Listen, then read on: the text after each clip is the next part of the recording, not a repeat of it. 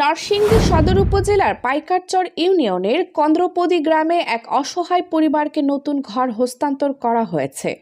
মহান বিজয় দিবস উপলক্ষে মাধবদী স্বেচ্ছাসেবী সংগঠন ফোরামের উদ্যোগে এই ঘরটি নির্মাণ ও হস্তান্তর করা হয়। ঘরপ্রাপ্ত ব্যক্তি হান্নান দীর্ঘ প্রায় ৪২ বছর ধরে ওই এলাকায় বসবাস করে আসছিলেন। পারিবারিক ও আর্থিক সংকটের কারণে তিনি নিজ ঘরে বসবাস করতে না পেরে পার্শ্ববর্তী একটি কারখানায় অবস্থান করছিলেন। বিষয়টি স্থানীয়ভাবে নজরে এলে মাধবদী স্বেচ্ছাসেবী সংগঠন ফোরামের সদস্যরা বিষয়টি সংগঠনের কাছে উত্থাপন করেন।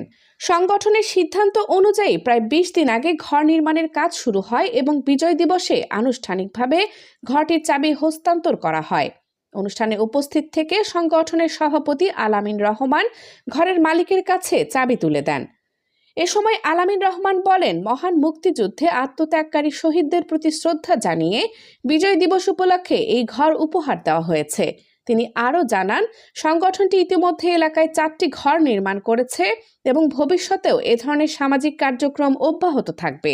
মাধবদী স্বেচ্ছাসেবী সংগঠন ফোরাম দীর্ঘদিন ধরে বিয়েতে সহযোগিতা, মানবতার হোটেল পরিচালনা ও বিভিন্ন মানবিক সহায়তা কার্যক্রম পরিচালনা করে আসছে বলে সংগঠন সূত্রে জানা গেছে।